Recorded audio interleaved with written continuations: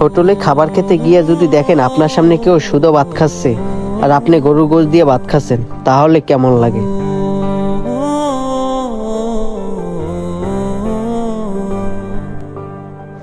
ভাই,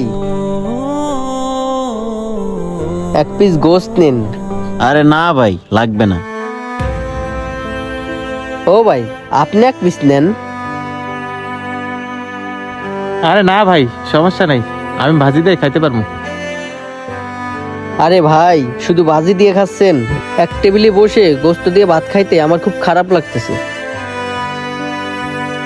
নেন ভাই, দুজনে এক পিস করে উঠাই নেন। আরে না না ভাই, সমস্যা নাই, আমরা ভাজি দিয়ে খাইতে পারবো। আপনি গোশ দিয়ে খাইতেছেন, গোশ দিয়ে খান। ভাই, হে তো নিল না, আপনি এক পিস নেন। আরে না ভাই, সমস্যা নাই, আপনি খান। আমরা আমাদের মতো খাইতেছি, আপনি আপনার মতো খান না।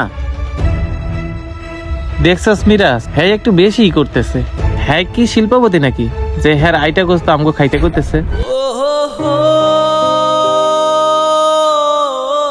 হ্যাঁ সোহাগ, আমরা কি ফকির রে যে হ্যাঁ এটা গোস আমরা খাবো?